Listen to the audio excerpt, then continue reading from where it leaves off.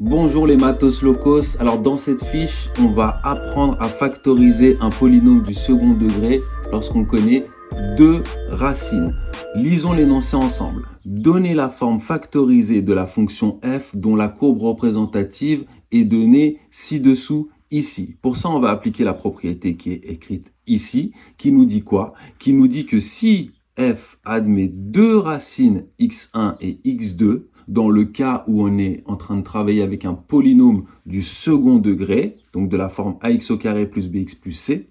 Donc si vous avez deux racines x1 et x2 connues, alors tout de suite vous pouvez affirmer, vous pouvez dire que votre fonction f s'écrit sous la forme f de x égale a qui est le coefficient devant x au carré, facteur de x moins x1, facteur de x moins x2. Alors ici, nous, on n'a pas le polynôme de départ qui nous est donné, c'est-à-dire qu'on n'a pas la forme explicite, on n'a pas la formule de la fonction qui nous est donnée, on a juste un graphique qui nous est donné. Donc notre objectif, c'est de chercher deux racines, graphiquement ça ne devrait pas être très difficile, et puis ensuite appliquer tout simplement la propriété. Alors allons-y, ici on a la courbe représentative, on sait que chercher une racine d'une fonction revient en fait graphiquement à déterminer l'abscisse des points d'intersection entre la courbe et l'axe des abscisses ici. Donc on a un seul point d'intersection visible ici, qui a pour abscisse 4. Donc on peut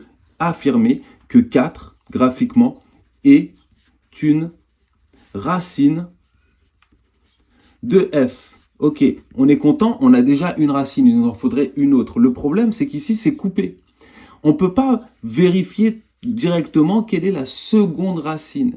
Mais qu'est-ce que l'on sait? On sait que les polynômes du second degré, leurs courbes représentatives, ont un axe de symétrie. Ici, en fait, cet axe-là, la droite d'équation x égale 1, celle-ci, est en fait l'axe de symétrie de la parabole. Donc, il y a autant d'unités entre le nombre là et celui-ci qu'entre là et l'autre racine. Ici, on a 1, 2, 3 unités. Donc, on descend de 3 unités donc vers la gauche. 1, 2, 3. On arrive à l'abscisse moins 2. Et je peux donc dire, par symétrie,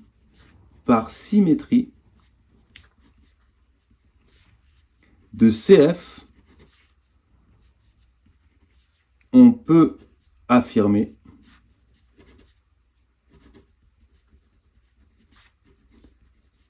que moins 2 est une autre racine.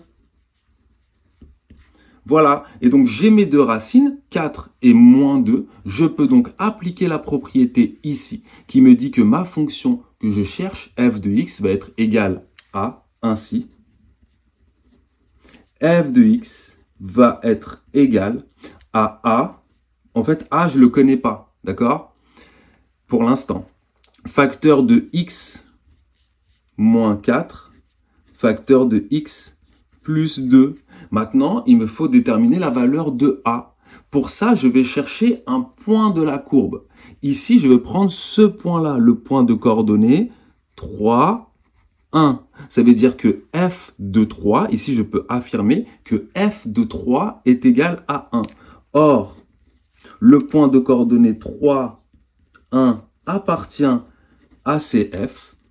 Donc, f de 3 est égal à 1. Ça signifie quoi? Ça signifie que si je remplace ici tous les x par 3, je devrais trouver 1 au final. Alors, je vais venir corriger ici. Ici, c'est la partie entraîne-toi, comme tu sais. Donc, si je remplace tous les x par 3 dans ma fonction f de x, je devrais trouver 1. J'y vais. Ça me donne donc a, facteur de 3 moins 4, donc moins 1, fois 3 plus 2, donc 5. Et ça doit être égal à 1. Parce que f de 3 vaut 1 d'après la courbe. Et bien, ça y est, c'est terminé. Ça équivaut à moins 5 fois a égale 1. Donc, a égale moins 1 sur 5. Et donc, ainsi, j'ai ma fonction f de x qui vaut moins 1 sur 5, facteur de x moins 4, facteur de x plus 2. Et ça, c'est la forme factorisée que l'on peut encadrer. Voilà, fais la partie entraîne-toi comme d'habitude et on se retrouve pour le prochain exercice. À bientôt les matos locos. Ciao, ciao.